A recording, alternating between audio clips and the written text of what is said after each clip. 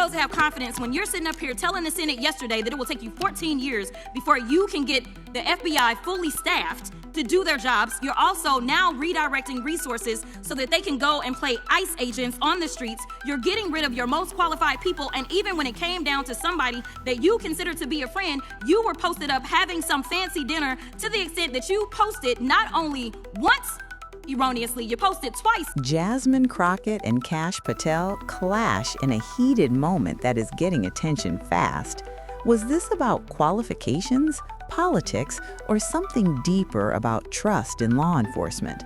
Let's see this video. Man, oh man, there has been so much today, and I truly don't know where to start.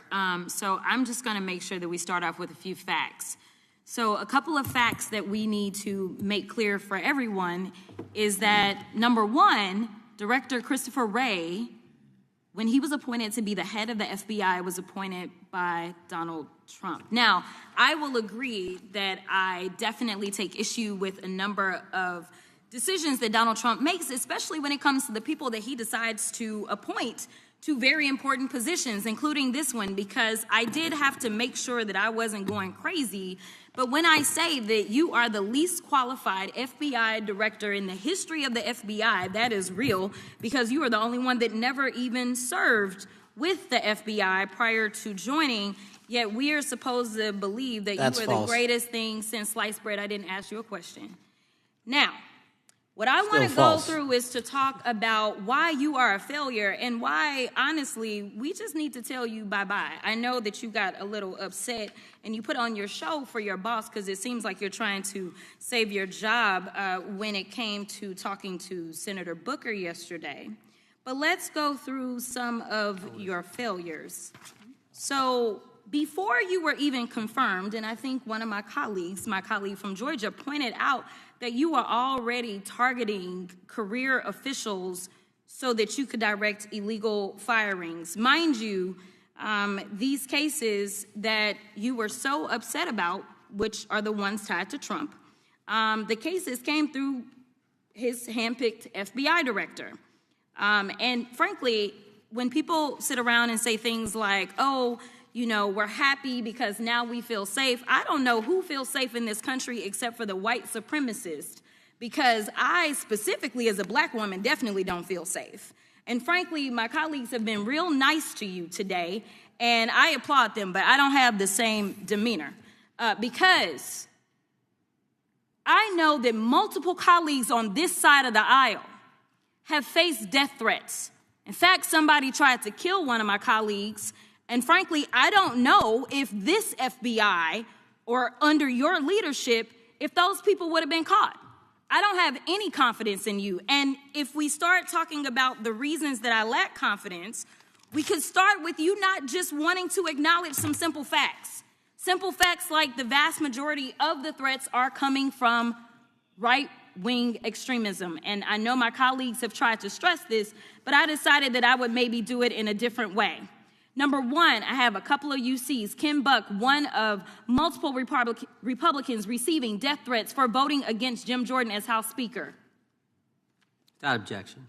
Another one, Republican lawmaker says she received death threats after voting against Jim Jordan in Speaker's race. Without objection. In addition, there was another one from another colleague who now is leaving Congress because they said that they were calling his wife anonymously and threatening her life to the extent that she ended up sleeping with a firearm. Without objection. Okay, so here's the deal. How are we supposed to have confidence when you're sitting up here telling the Senate yesterday that it will take you 14 years before you can get the FBI fully staffed to do their jobs? You're also now redirecting resources so that they can go and play ICE agents on the streets. You're getting rid of your most qualified people. And even when it came down to somebody that you consider to be a friend, you were posted up having some fancy dinner to the extent that you posted not only once erroneously, you posted twice erroneously as it relates to catching somebody. And then you want to go and say, let me take a victory lap. Because honestly, if it wasn't for parents deciding that they were going to turn in their child, it seems like y'all wouldn't have got there, even though he literally confessed online. So I'm confused about what it is that the FBI is doing except for trying to put on a show for the apprentice, or whatever you want to call him. The day after all of this took place, there was domestic terrorism that was taking place at HBCUs. They were targeted. Yet I didn't hear anything from the FBI about what was going on. And again, black people kept saying, how did we end up in this? Because the numbers are so very clear that white supremacy is a problem. And honestly, I've not heard anything out of you today that makes me believe that you're going to do anything about the white supremacy problem, the one that is leading to children being killed, children being shot, as well as members of their community as they're worshiping in their churches. The time of the gentlelady has expired. If the gentleman would like to respond to any of that.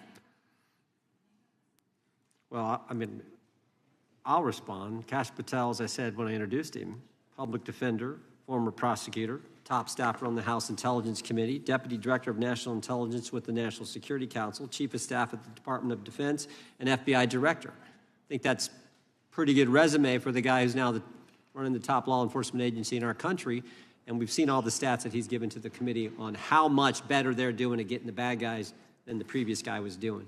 With that, I recognize the gentleman from South Carolina. Thank you, Mr. Chairman. Director Patel, I think you're witnessing some auditions, clickbait auditions for the Academy Award for my Democratic colleagues. We'll see how they fare as they're on MSNBC later on today. Do you care, before I launch into my line of questioning, to respond to Ms. Crockett from Texas on that very elaborate and theatric display? Here's what I've learned in my government service. I don't give a damn what they say about me as long as I'm succeeding in the mission. We're succeeding in the mission because the men and women of the FBI have never been empowered to do more work and to hit the streets harder than by President Trump's authorities and resources he's given us. And so all I care about is that we are capturing more child predators than ever before, taking more drugs off the streets than ever before, that we are capturing murderers at a significantly historic rate, and we're delivering this country the lowest murder rate in recorded history. That are facts that you cannot dispute. But you can come at me all you want. I don't care. Thank you, Director, for that, and we appreciate your service. We appreciate the results speak for themselves, I think, pretty plainly, and your commitment not only to results, but to transparency, so we do appreciate that. What really makes someone fit to lead an agency like the FBI? And should experience inside the system matter more than outside perspective? Crockett raises serious concerns about leadership, safety, and priorities. She questions whether the agency is focusing on the right threats and protecting all communities equally. But here is the bigger issue. How do we measure success in law enforcement? Is it arrests, public safety, or public trust? And can strong criticism actually improve institutions or just deepen division? On the other side, Patel defends results and says performance should speak louder than opinions. Supporters argue that fresh leadership can break old patterns. Critics worry about politicization and loss of expertise. So who is right here, and how do we separate facts from political messaging when both sides claim success?